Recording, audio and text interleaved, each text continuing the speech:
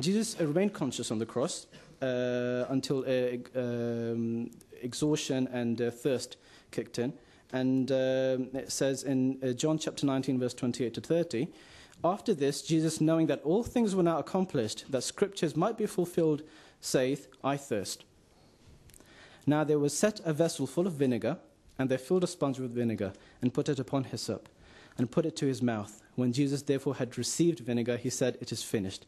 And he bowed his head and gave up the ghost.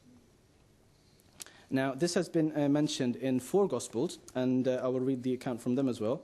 In Mark chapter 15, verse 37, it says, Jesus cried with a loud voice and gave up the ghost. In Luke chapter 23, verse 46, it says, and when Jesus cried with a loud voice, he said, Father, into thy hands I commend my spirit. And having said thus, he gave up the ghost. Now, I've read all the accounts of the Gospels, and nowhere does it say that he died. All it says is that he gave up the ghost. And one of the reasons mentioned in detail, some of the doctors here will tell you, but vinegar has such an effect on the lungs of a healthy man that once it's inhaled or drunk, it causes a cramp and a suffocation. And from that, Jesus entered a state of unconsciousness or a swoon, and he appeared to be dead. Now, the Romans were masters at death. Crucifixions were a day in, day out business for them, and they were known for their cruelty and brutality. And when they saw that Jesus appeared dead, they were extremely suspicious.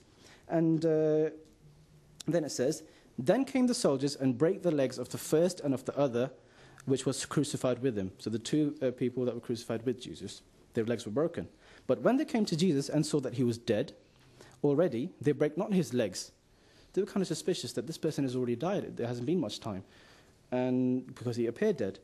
But one of the soldiers with a spear pierced his side, and forthwith came there out blood and water. In John chapter 19, verse 32 to 33 and 34. So here, for those of you who might be wondering why would they break the legs, very briefly, if a body is hung on a cross, the whole weight of your body is being supported by your 2 arms stretched out like this, and all the pressure is put on your lungs. And the only way people would stop themselves from suffocating is by supporting themselves with their legs. And you can just imagine how painful that would be, because there's a nail going through those feet. Now, if the legs are broken, those people cannot raise themselves to breathe. And so death came quickly. But in the case of Jesus, that did not happen. But one of the soldiers pierced his side, and blood and water flowed out. Now, it's Biology 101. A dead body... in a dead body, blood does not flow. The heart's not pumping, it'll just ooze out. So it's self-explanatory. Don't even have to mention that Jesus was alive at that moment. After that moment, Joseph of Arimathea came to Pilate and asked him to collect the body of Jesus. And he said to Pilate that Jesus has died and I want his body. And Pilate himself exclaimed, he was surprised that Jesus has died, because he was used to all these crucifixions and that he had died so quick. But because he wanted to save Jesus as much as he can, and he gave leave to Joseph of Arimathea to take the body of Jesus. Joseph of Arimathea had prepared a sepulchre in secret, and he had also another secret disciple with him by the name of Nicodemus, who was to administrate medicine to Jesus alayhi salam.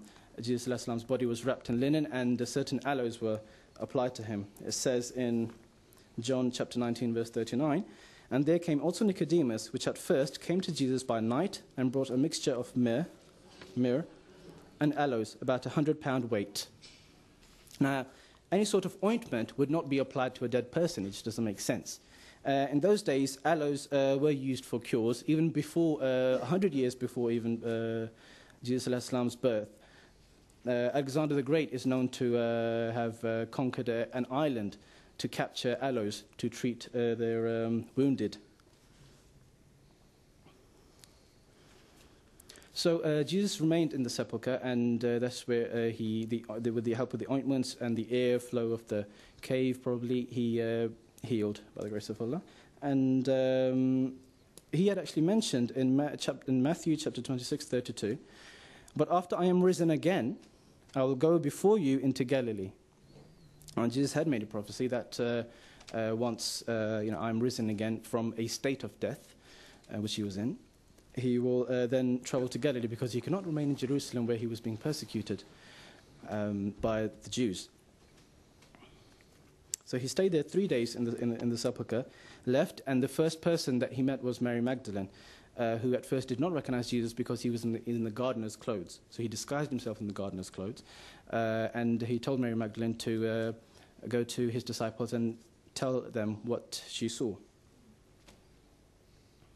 When he met his disciples did not recognize him, maybe because of the effects of the crucifixion. His health was extremely deteriorated. Maybe his color had gone pale. He obviously had a lot of wounds. And it says in the Bible, they were startled and frightened, thinking they saw a ghost. Maybe he looked like a ghost. He said to them, "Why are you troubled? And why do doubts rise in your minds? Look at my hands and feet. It is I myself. Touch me and see. A ghost does not have flesh and bones, as you see I have." When he had said this, he showed them his hands and feet. And while they still did not believe it, because of joy and amazement, he asked them, "Do you have anything here to eat?" They gave him a piece of broiled fish, and he took it and ate it in their presence. Luke chapter 24, verse 37 to 43. Now, I've never seen a ghost. I don't want to see one either. But I don't think a ghost would want broiled fish or honeycomb or any food. So why is according to Christians or those who believe that Jesus was a spirit, why is a ghost asking for food? And why is a ghost saying, "Handle me, touch my wounds and see that it is myself"? Here Jesus wanted to tell all of his disciples that he survived the crucifixion, that he had not died an accursed death, and what the Jews wanted to accomplish. And there is evidence in the Bible that Jesus moved by night, and he would move at a pace away from danger, away from Jerusalem towards Galilee, and he remained with his disciples for 40 days. I'll read some verses from the Bible. Then Judas said, "But Lord, why do you intend to show yourself to us and not to the world?" John 14, chapter 14, verse 22. And again, as they approached the village to which they were going, Jesus acted as if he were going further. But they urged him strongly, "Stay with us, for it is nearly evening. The day is almost over." So he went in to stay with them. Luke chapter 24, verse 28 to 29. So this shows that Jesus was in a haste to move fast away from danger. If he was the Son of God, if he was a spirit, why would he fear his persecutors? He should go into the heart of Jerusalem to the highest point and shout, "I have risen again." But in the Bible, it says that he is fleeing from danger. He is getting away from danger to complete his mission and preach to the lost 10 tribes of Israel. Another fantastic example given by the promised Messiah from the Bible is, "And the graves were opened, and many bodies of the saints which slept arose, and came out of the graves after Jesus' resurrection, and went into the holy city and appeared unto many." Matthew chapter 27, verse 52. Now, it does sound very weird that dead people are rising from their graves and walking to their homes. Obviously, it did not happen literally. The promised Messiah gives an example from a book called Kitab Ta'tirul An'am fi Ta'birul Manam by Qutbuz Zaman Sheikh Abdul Ghani al-Nablisi.